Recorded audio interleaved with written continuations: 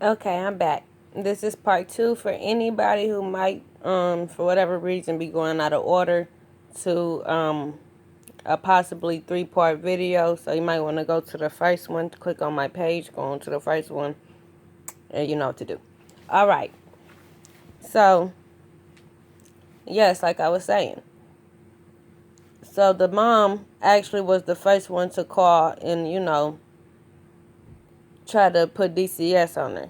Now, what I was saying before I stopped the video last is that um, a lot of times people like to whenever you see anything like I see it so much on Facebook when people be on, for whatever reason videotape themselves doing something that is probably, I guess you could say, to some people might seem like inappropriate or whatever in front of a child. Like, I don't know, things that's like, might be small to somebody, like smoking or something in front of their child or whatever. People like this, the first thing they like to say is, call DCS, call CPS. These people need their children taken. Why would you? Because I'm saying in the fact where a child is not being physically harmed, emotionally harmed, or anything like that. Like, anything that's gonna mess them up when they're becoming an adult. All right. If a child is not being harmed and actually loves their parents and their parents loves them, why would you think that they need to be snatched away from everything, the only thing that they fucking know, and placed with some complete strangers? Why do you think that that's the best thing to do for a child of any age? Do you know the kind of trauma that causes to a child's fucking psyche? And for you bitter ass bitches who be on some petty stuff when you in an argument with another woman or whatever, and you want to call, make false allegations up on a person, like what Block Mama was trying to do to my sister, because those was false allegations. She never called when I guess she should have called, but she called on some petty stuff. Oh, y'all into it, so you gonna call the DCS and try to get that woman's children taken. You a sick ass individual. That's to whomever. Now back to the story. So, there was nothing that could, like, sustain those claims that his mother was making. So it was an open, closed case. Like, it never went any further than that.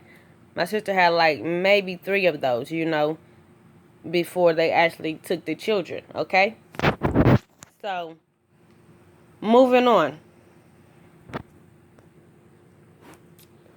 As time went on, he continued to beat her. Now, the first time when we found out that he was putting his hands on my sister, it was brought to me and my mom's attention by our younger brother.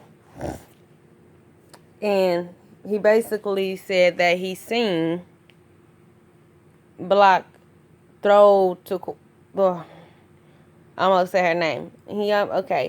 He seen Block throw my sister in the trash, like on some real stuff, and they got into it or whatever, and that's why he was coming home. He was all angry and stuff because of that situation. He also ended up living with my sister because shortly after she got with Block, she ended up moving into an apartment, her first apartment. So, moving on. We try to talk to her and tell her that that's not what you want in your life. No man that could put their hands on you, yada, yada, yada. That whole spiel. I'm not about to go into it. I'm so, like, messed up behind this situation, like the whole situation, like from the seeing your loved one be abused to seeing her have postpartum depression to this whole situation really just rung the family through the ringers, especially the main part, but moving on. So, of course we told her, what everybody tells their relative when they see them in an abusive relationship. Basically, you need to stop messing with that person, leave that person alone. It doesn't matter that you're pregnant by him. Oh well. He's beating on you while you're pregnant. you're pregnant and he's putting his hands on you. And I'm not talking about, and this isn't okay neither, but I'm not talking about like, a slap here or a slap there. No, he really physically fighting my sister like it's some nigga off the street or whatever, like for real. My sister coming around with scratches all on her neck, black eye, constant permanent black eyes, because she had a black eye so much. Like, the first thing that we really seen, because there was a couple signs before we actually found out about, him actually putting his hands on her. The first thing that we seen was, like, she had these, because my sister is, like, light-skinned, caramel complected or whatever, and she had, like, these purple marks all on her arm, like, all up on her arm, like somebody been, tagging her in her arm, and we would ask her about that, and she would come up with this story. And another thing, she like a habitual liar. I don't like mean to make my sister out to be this like bad person or whatever, but I'm just being honest. Like, so y'all know what we had to deal with, like, and why everything is how it was, But yeah, so she would lie and lie and lie, basically. Like, oh, this happened. Oh, a book hit me. Oh, I bumped into my arm on the shoulder. Oh, fatty toy hit me. Or, just some crazy off the wall stuff that, like, really, you didn't even think hard enough to, like, a good lie. A good one. Anyways, moving on. So, we, at a certain point, it was just like, she totally changed from what we had normally, what we were accustomed to seeing her as, this happy, cheerful, playful, young-hearted, young woman, like she was like still a little teen, like she was not a mature person at all. Like, she went from that to like always down or whatnot, but not, I can't even really say like fully down, because whenever she come around, even if she got the biggest black eye and busted lip on, she still acting like ain't nothing wrong, like ain't like we don't see, like, like that's not there, But she tried to mask it well, like I say.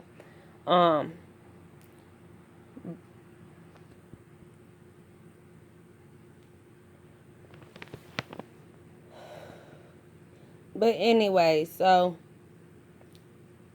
she started to change, and what I mean by she started to change is like, now once we found out that he was around there, like we said in the beginning, we originally, once we found out that he then got my sister pregnant or whatever, we were trying to take him in, we were being cool with him and all of that, but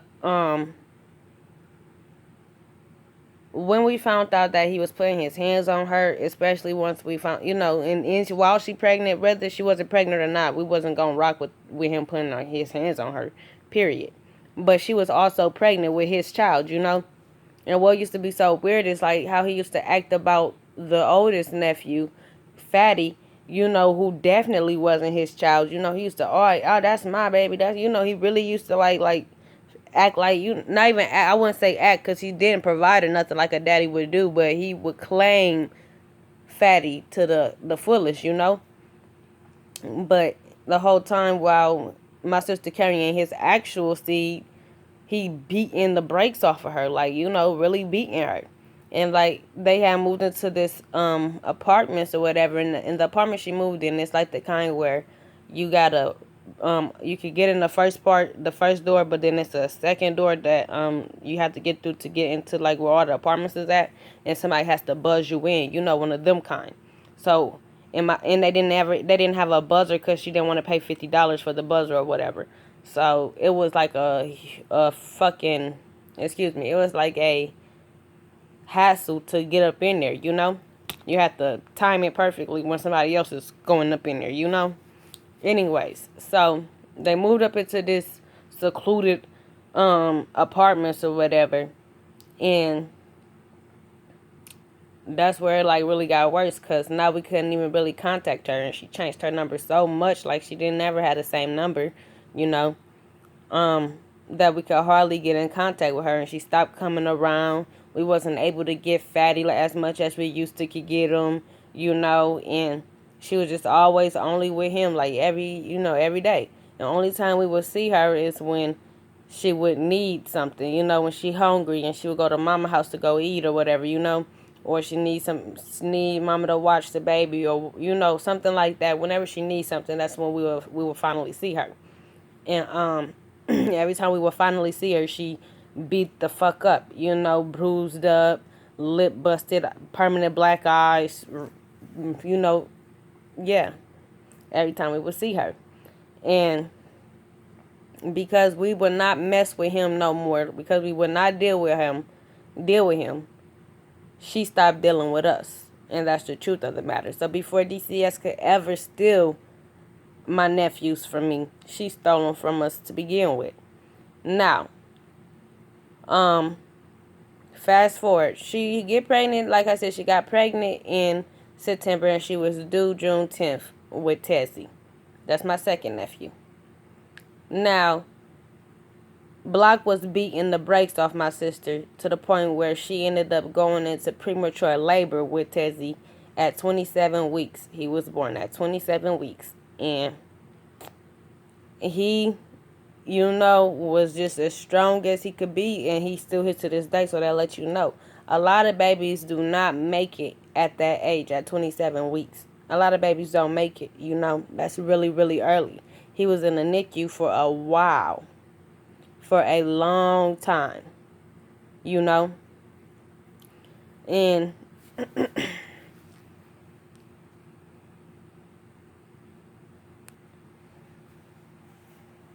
now, I remember that day like it was yesterday, the day that she went into labor.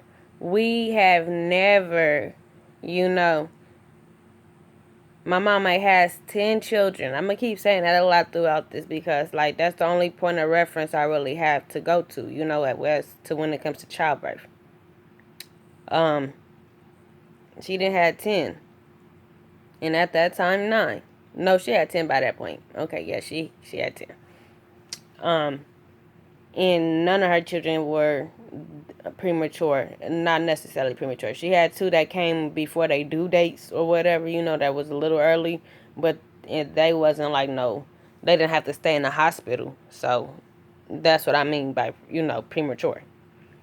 But anyways, so we didn't really know what to expect, and it was really scary because it was only March 10th and she was due June 10th. That's the whole 3 months away, Basically, I got a call or whatever, right? I was at home, and I had got a call from my mom, and she was telling me basically I had to get up to the hospital, meet her up at the, go to the hospital so I can get my oldest nephew, Fatty, and take him because my sister didn't went into labor. I'm like, what you mean she in labor? It's too early. She only 27 weeks,